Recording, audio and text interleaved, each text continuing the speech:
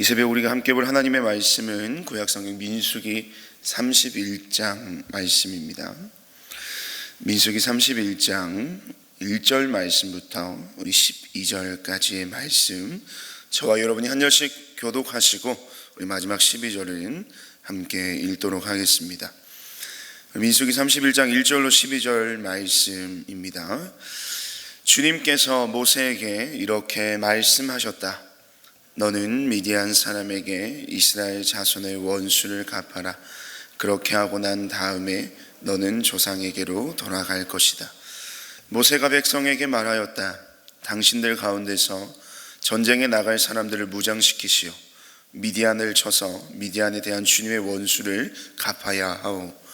이스라엘 모든 지파는 각 지파마다 어느 지파도 예외 없이 1000명씩을 전쟁에 보내야 하오.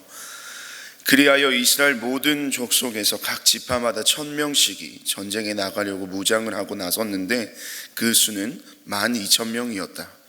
모세는 각 지파에서 1000명씩 뽑혀온 이들을 전쟁에 내보내면서 제사장 엘르아살의 아들 비느하스에게 성소의 기구들과 신호용 나팔을 들려 그들과 함께 전쟁에 나가게 하였다. 그들은 주님께서 모세에게 명하신 대로 미디안을 쳐서 남자는 모조리 죽여버렸다. 그들은 군인들만 죽였을 뿐 아니라 미디안의 왕들도 죽였다. 에위와 레겜과 수르와 후르와 레바 등 미디안의 5 왕을 죽였고 부올의 아들 발람도 칼로 쳐 죽였다. 이스라엘 자손은 미디안 여인들과 그 아이들을 사로잡고 짐승과 가축대와 재산을 모두 약탈한 다음에 그들이 살던 성읍과 촌락들은 다 불질렀고 사람과 짐승은 다 노략질하여 모두 전리품으로 삼았다.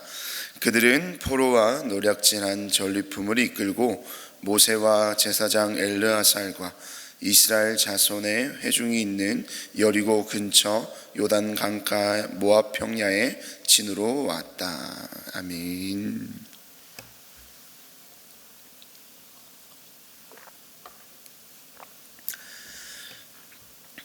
네, 민수기 31장 우리 1절에서 12절의 말씀을 가지고 미디안 심판 전쟁이라는 제목으로 이 시간 잠시 하나님의 말씀의 은혜를 나누기를 원합니다.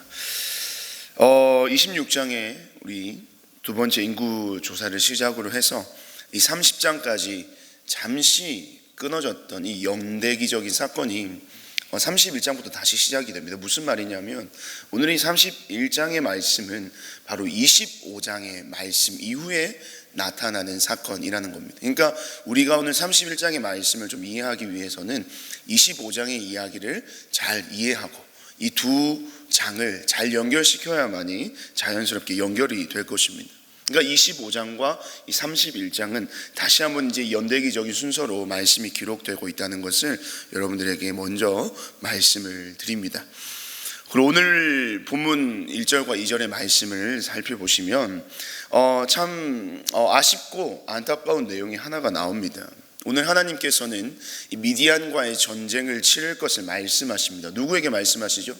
모세에게 말씀하시는데 이 하나님의 말씀, 하나님의 명령, 모세에 대한 하나님의 명령이 마지막 명령이라는 사실을 우리가 알 수 있습니다.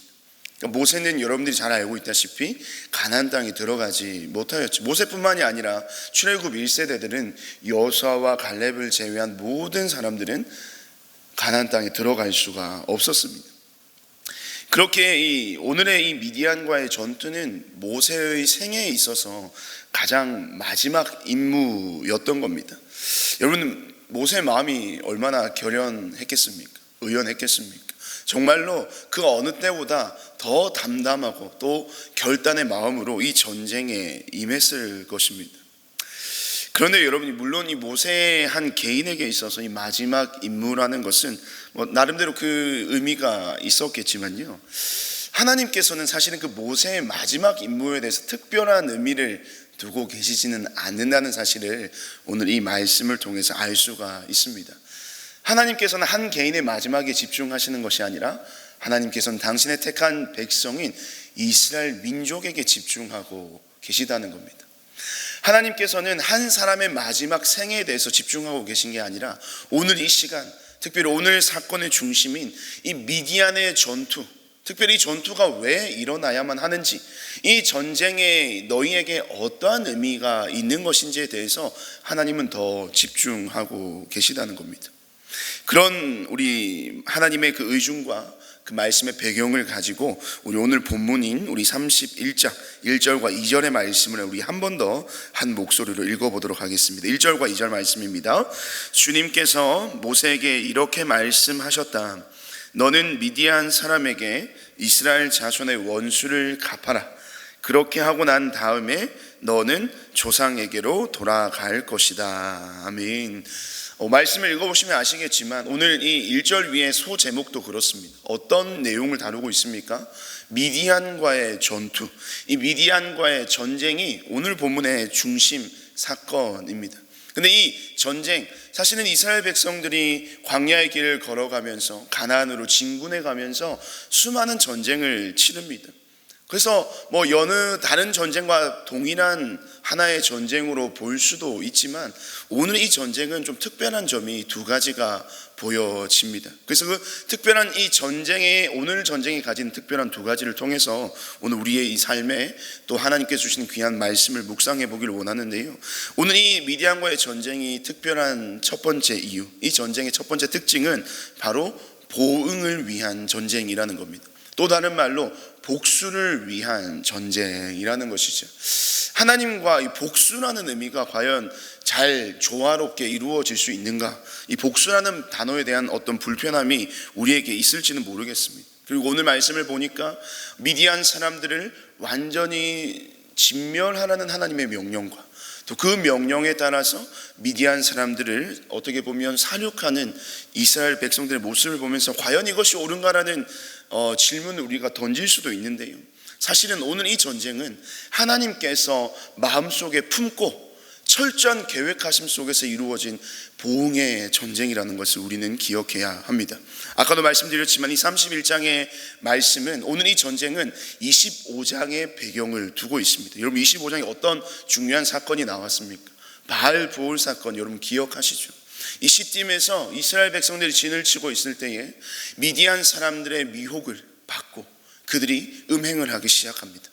그리고 다른 그들이 미디안 사람들이 섬기는 우상을 섬기는 그런 배교의 행위를 그들이 일삼기 시작하는 것이죠. 그들이 음행하고 배교한 결과 어떤 하나님의 심판을 받게 됩니까? 그들 가운데 연병이 퍼져서 약 4,000명이라는 사람이 죽임을 당하게 됩니다. 그 연병의 재앙이 언제 끝이 나느냐? 바로 오늘 말씀에서 나왔던 비느하스, 제사장 엘르아살의 아들 비느하스가 그 이스라엘 남자인 시므리와 미디안의 여인인 고스비라는 여인이 함께 동침하는 것을 보고 분노에 이기지 못하고 그들을 죽여버리는 그런 의분을 가지고 그 일을 자행했을 때 바로 그 연병의 심판이 끝이 났었습니다. 그래서 오늘 이 31장의 전쟁은 바로 이 바알보올 사건과 연관이 되어 있다는 겁니다. 그럼 우리가 생각해 볼 수 있어요. 그 당시에 하나님께서는 분명히 그들의 음행과 배교에 대해서 심판을 하셨지 않습니까? 연병을 일으켜서 4,000명이나 되는 사람들을 죽게 하셨습니다. 하나님의 심판입니다.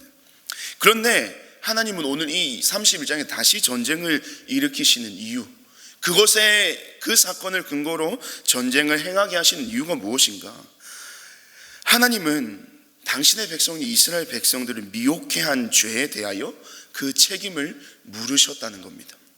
이 죄에 빠지게 한 자들, 당신의 거룩한 백성들에 의해 그 백성들에게 죄에 빠지게 한 그 원인을 제공한 그 책임이 있는 미디안 족속들을 향하여서 하나님은 이 심판의 전쟁을 시작하셨습니다. 하나님은요, 저들의 미혹, 그 이스라엘 백성들을 유혹하게 해서 배교하게 하고 음행하게 한 그 사건을 하나의 그냥 단순한 잘못으로 보시지 않으시고 이스라엘 백성들을 미혹해 하는 것은 곧 하나님에 대한 도전으로 보신 겁니다. 하나님의 신성에 대해서, 하나님의 명예에 대해서, 또한 하나님의 그 거룩함에 대한 정면 도전으로 보시고 하나님은 미디안 족속들을 엄벌에 처하는 이스라엘 백성들로 하여금 전쟁을 일으켜서 그들을 처단하는 이 보응의 전쟁을 일으키셨던 겁니다. 그런데 하나님은 이 죄에 대하여서는 정말 민감하십니다. 그리고 이 죄에 대해서는 반드시 기억하시는 분이시라는 것을 우리 8절 말씀을 통해서 알 수가 있습니다. 우리 8절 말씀에서 보면 미디안 사람들의 남자들을 다 죽인 것을 포함해서 어떻습니까? 미디안의 5왕의 이름이 나열됩니다. 죽임을 당한 5왕, 에위와 레겜과 수르와 후르와 레바, 5왕이 있죠. 이 가운데 좀 낯이 익은 이름이 있어요. 수르입니다. 이 수르는 아까 방금 말씀드렸던 아까 비느하스에 의해서 죽임을 당한 미디안 여인 고스비의 아버지입니다. 하나님은 그 죄를 기억하신다는 거예요. 그리고 또 그 왕뿐만이 아니라 부올의 아들 발람도 8절에서 보니까 죽임을 당했다라고 합니다. 부올의 아들 발람, 여러분 바락과 발람의 예언 사건 기억나시죠? 거기서 이스라엘을 축복했던 이 이방의 선지자였습니다. 그래서 우리에게는 좀 좋은 이미지로 남겨 있었던 것 같지만 사실 이 발람은요, 미디안 사람들을 유혹하여서 이스라엘 백성들을 미혹해 한 장본인이라고 하나님께서는 말씀하시는 거예요. 이처럼 하나님은 거룩을 무너뜨리는 모든 죄악된 행실에 대해서 반드시 그 책임을 물으시는 분이시라는 겁니다. 오늘 이 미디안 전쟁은요, 이 소극적으로 볼 때는 사실은 이 그 죄에 대한, 당신의 백성들을 미혹해 한 자들에 대한 어떤 복수의 전쟁의 의미도 있지만 조금 더 적극적인 의미를 바라보면 사실은 이 전쟁을 통해서 하나님께서 원하시는 건 무엇인가? 그 모든 죄악됨으로부터, 모든 악행으로부터, 모든 음행으로부터, 세상의 모든 악함으로부터, 당신의 백성들의 거룩을 무너뜨리는 모든 것으로부터 당신의 백성을 지키고자 하시는 하나님의 그 적극적인 의지가 사실 오늘 이 말씀 가운데 드러나는 것입니다. 이 미디안 족속들은 어떻게 생각하겠습니까? 이 미디안 족속들이 진멸되는 상황을 바라보는 하나님을 알지 못하는 이방 민족은 이 사건을 보면서 어떤 생각을 했을까요? 죄에 대하여 반드시 그 책임을 물으시고 당신의 백성들을 그 모든 죄악들로부터 지키시는 그 하나님이 어떠한 존재인지 그들은 분명히 알게 되었을 겁니다. 또한 이스라엘 백성들은 무엇을 깨닫게 되었을까요? 하나님은 정말 이 죄에 대하여 민감하신 분이구나. 이 거룩함을 세우기 위하여 어떤 이스라엘 백성들을 향한 죄악된 공격에 대해서 반드시 그 책임을 물으시고 이 죄에 대하여 민감하셔서 이 거룩을 지키시기를 원하시는 하나님의 뜻을 이 사건을 통해서 이스라엘 백성들은 깨닫게 된다는 것입니다. 그럼 앞으로 어떤 그들의 삶의 모습 어떻게 변해야 하겠습니까? 그 가나안 땅의 수많은 이 우상의 문화와 관습과 그 모든 악행들에 대해서 민감하게 반응하지 않았을까요? 오늘 이 말씀을 묵상하는 저희들에게 하나님께서 원하시는 하나님의 메시지는 무엇일까요? 내가 그러하듯 너희도 그러하라는 겁니다. 내가 이 죄에 대해 나는 죄가 너무 싫다는 거예요. 이 우상을 섬기고 다른 신을 섬기고 악행을 일삼는 정말 세상과 구별됨이 없는 그러한 모습으로 살아가는 내 백성 나는 원치 않는다라는 겁니다. 하지만 정작 이 땅을 살아가며 거룩한 주님의 백성으로 부름을 받은 우리는 이 죄에 대하여 너무 둔감하게 살아가고 있지는 않느냐는 겁니다. 오늘 이 새벽 우리가 이 말씀을 통해서 다시 한번 이 죄의 민감성이 우리 안에 깨어나기를 간절히 소망합니다. 우리가 살아가는 동안에 우리가 알게 모르게 아무런 무의미하고 무감각하게 짓고 살아가는 죄악들이 얼마나 많이 있습니까? 하지만 이 죄라고 하는 것은 우리와는 어울리지 않는 존재입니다. 마치 죄를 짓고 살아가는 것은 우리의 삶에 어울리지 않는 옷을 입고 있는 것과 마찬가지라는 거예요. 우리에게 어울리는 옷은 무엇일까요? 바로 거룩이라는 겁니다. 이 죄에 대하여 심판하시는 보응의 전쟁을 일으키시는 그 하나님의 모습을 통해서 우리는 거룩에 정말로 진심이신 이 거룩함을 세우는 일에는 정말 포기가 없으시고 양보가 없으시고 절대 타협이 없으신 그 하나님을 우리는 반드시 기억해야 할 것입니다. 오늘 하루 저와 여러분의 삶 가운데 이런 하나님이 원하시는 거룩함이 세워지시기를 간절히 소망합니다. 이 전쟁의 두 번째 특징은 또 하나의 특징이 있습니다. 그 특징이 무엇이냐? 바로 이 미디안과의 전쟁은 하나님에 의한 전쟁이라는 겁니다.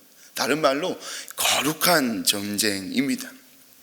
우리 3절과 5절 말씀을 보시면 이 전쟁을 위해서 하나님께서 몇 명씩 그 전쟁에 나갈 군사들을 뽑으라고 명령하십니까?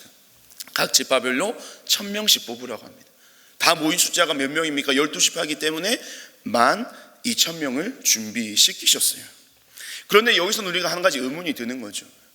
전쟁에 나가려면 어쨌든 우리가 전쟁에서 승리하려면 어떻습니까? 내가 가진 자원을 100% 활용을 해서 그 전쟁의 무조건적인 승리를 쟁취하기 위해서는 모든 군사력을 동원해야 되지 않습니까? 우리 26장 51절의 말씀에서 두 번째 인구 조사가 마쳤습니다.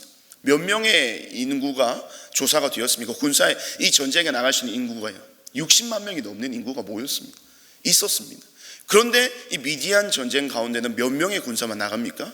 12,000명. 그게 특수부대는 최정예 군사가 아니에요. 그냥 단순히 전쟁에 나갈 수 있는 남자 12,000명이 모인 거예요.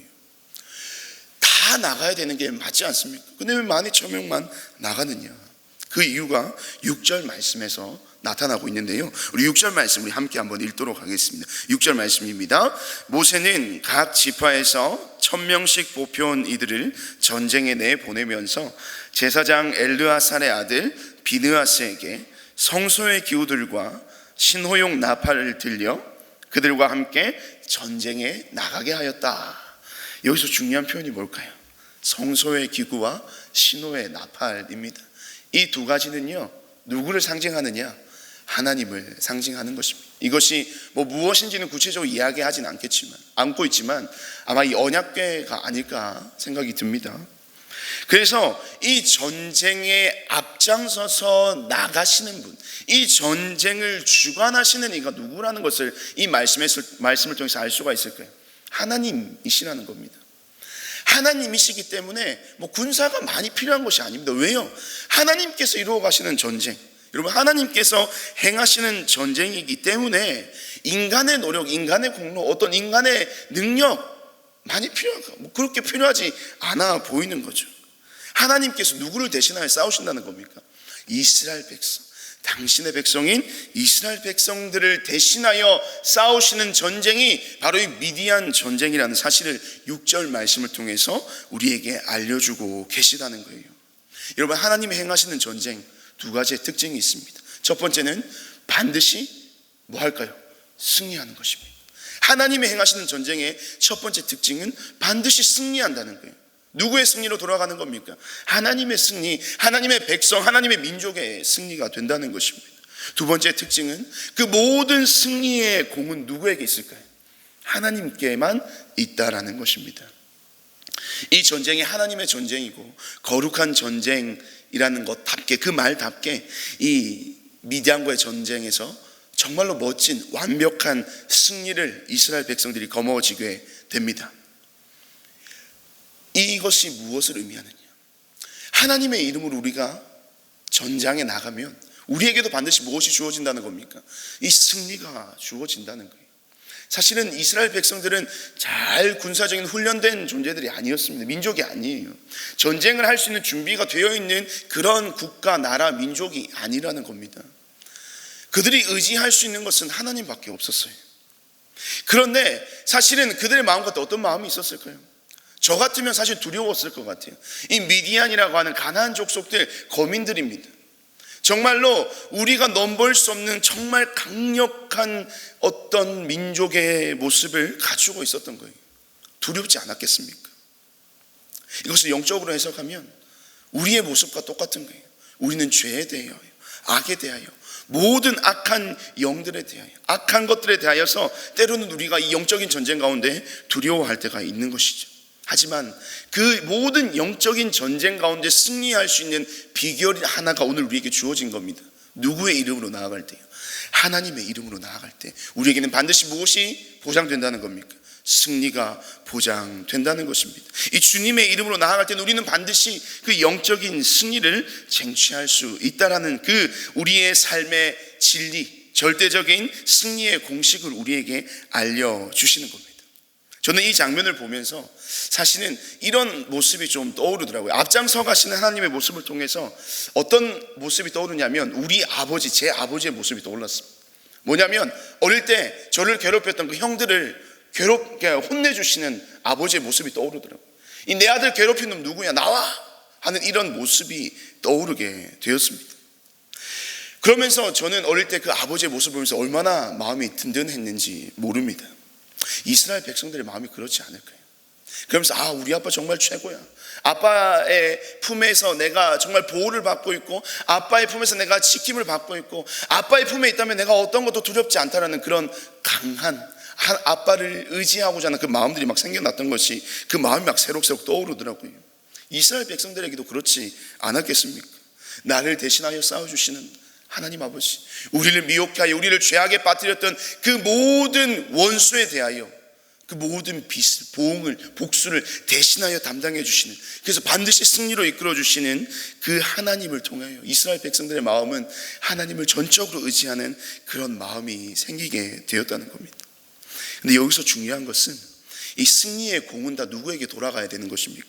하나님께 돌아가야 되는 것입니다. 오늘 이 전쟁은요, 사실은 거룩한 전쟁이고 하나님의 전쟁이다라는 말의 표현에 다른 정말 중요한 의미가 있는데, 오늘 여러분 큐티 책에도 보시면 알 수 있겠지만 이 헤렘이라고 하는 헤렘법을 이야기를 하고 있습니다. 이 거룩한 전쟁, 모든 공은 하나님께 있다. 어떤 의미냐면 이 전쟁은 하나님께 온전히 드려져야 된다는 겁니다. 무슨 의미냐? 여러분 여리고성 전투를 떠올려 보시면 됩니다. 여리고성 전투에서 하나님께서 그 성에 있는 모든 것을 너희가 아무것도 취하지 말고 다 진멸하여 버리라고 명령하셨습니다. 그게 바로 헤렘이거든요. 하나님께 온전히 드려졌다는 겁니다. 모든 공은 하나님께 있다는 겁니다. 승리의 공이요. 근데 오늘 말씀에서 보니까요, 탈취물, 노략물, 전리품들을 그들이 취했던 것을 볼 수가 있습니다. 이에 대해서 하나님께서 내일 우리가 함께 묵상할 말씀 가운데 모세의 책망의 이야기가 나오는데요, 이것을 취했다라는 것, 이 전리품을 취했다, 이 전쟁이 하나님의 공로가, 하나님께서 허락하시고 하나님께서 행하시는 거룩한 전쟁이라는 사실을 알고 있음에도 불구하고 거기서 전리품을 취했다, 노략품을 취했다, 탈취했다 라고 하는 것은 그 승리의 모든 공로가 하나님께 있음을 고백하지 않고 어느 정도는 누구에게 있다? 우리에게 있다. 전리품이 무엇입니까? 전쟁에서 승리한 대가를 취하는 겁니다. 어떤 대가예요? 우리가 희생하고 헌신하고 그만큼 노력해서 얻은 것에 대한 결과물이라는 것이 바로 이 전리품이거든요. 근데 이것을 전리품을 취하는 순간 그 모든 전쟁의 승리의 공을 누구에게 돌리는 겁니까? 하나님이 아닌 자신에게 돌리는 겁니다. 굉장히 중요한 부분입니다. 여러분, 이스라엘 백성들이 이 광야의 여정 속에서요, 그들의 모든 삶에 있어서 그들에게 어떤 공로가 있었습니까? 이 광야의 시간, 이 이스라엘이 광야를 넘어서 가나안 땅을 정복하는 모든 것, 그 모든 여정 속에서 그들의 공로는 전혀 찾아볼 수가 없는, 오직 하나님의 은혜로 그들은 광야의 길을 걸어갔습니다. 지금의 이스라엘은 이 하나님을 빼고서는 설명될 수 없는 그들의 인생이 바로 이스라엘 백성들의 인생이었습니다. 우리 또한 그런 거죠. 저와 여러분 또한 우리의 삶에는 그런 공로가 없이, 하나님의 은혜 없이는 설명될 수 없는 인생이 바로 오늘 이 시간 이 자리에 앉아있는 저와 여러분의 인생이라는 것입니다. 하지만 우리는 쉽게 착각하게 됩니다. 우리의 지금 현재의 삶은 내가 잘났어, 내가 뛰어났어, 내가 능력이 많아서 라는 착각 속에 살아갈 때가 있다는 겁니다. 여러분, 우리의 인생이 바로 이와 같은 전쟁과 같지 않습니까? 이 미디안의 전투, 끊임없이 죄와 사단의 미혹을 수십 번, 수천 번, 수만 번 받으면서 우리는 치열한 이 영적인 전쟁 가운데 살아가고 있는 것입니다.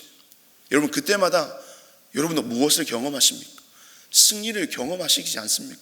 그 승리를 경험했기 때문에 우리는 이 자리에 앉아 있을 수 있는 겁니다. 그때마다 우리의 삶을 승리로 이끄시는 분이 누구십니까? 하나님이시지 않습니까? 그 모든 죄악들로부터 우리를 지켜주시는 분이 누구십니까? 여러분, 하나님이시잖아요. 완전한 승리를 주시기 위해서 자기 아들까지 내어주신 분이 누구세요? 하나님이시지 않습니까? 그런 주님의 사랑, 그런 주님의 은혜, 그런 주님의 역사하심의 결과물이 바로 오늘날 저와 여러분이란 사실을 여러분 믿으시기를 바랍니다. 그렇다면요, 응당 우리는 하나님께 우리의 스스로의 삶을 온전히 드려야 되는 것이 아닌가? 오늘 이 말씀을 보면서, 이 헤렘법을 보면서 이 하나님께서 행하시는 모든 역사의 결과는 오직 공로는 하나님께 있다. 그 결과물인 우리가 바로 헤렘이 되어야 되지 않은가라는 생각이 강하게 드는 것입니다.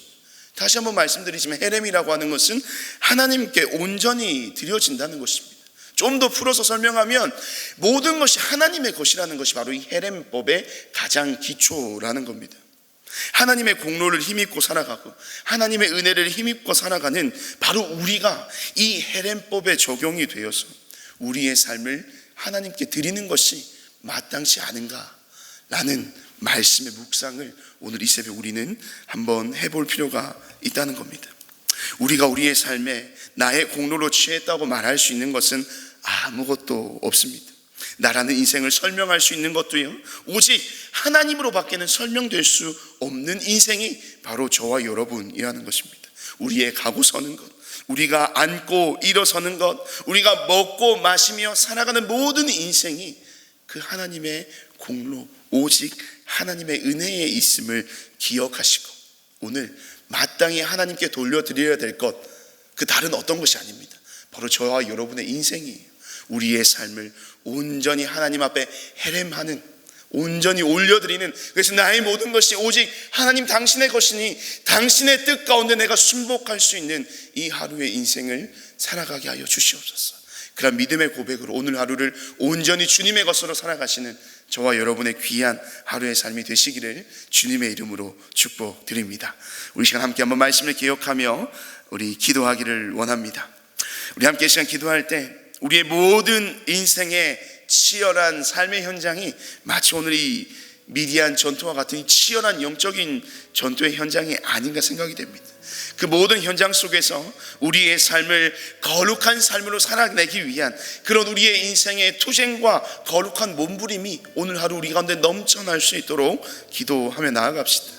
또 우리의 모든 인생을 주님 손에 맡겨드릴 수 있는 믿음의 담대함도 우리 안에 넘쳐날 수 있게 해달라고, 또한 그 가운데 하나님께서 원하시는 그 거룩을 향한 열망이 우리 가운데 온전히 회복되게 해달라고 기도합시다. 그리고 우리가 함께 고백하였던 것처럼 온전한 거룩의 삶을 원하시는 그 하나님의 뜻을 따라서 우리 자신을 하나님께 전적으로 올려드리는, 내 삶을 하나님께 내어드리는, 내 인생이 바로 이 헤렘입니다. 하나님의 공로의 결과물입니다. 그러니 내 것은, 이것이 내 것이 아닌 하나님의 것이니 하나님께 온전히 올려드리겠습니다라는 이 믿음의 고백이 오늘 하루 우리의 삶의 고백이 되게 해달라고 우리 말씀을 기억하면서 함께 기도해 주시고요.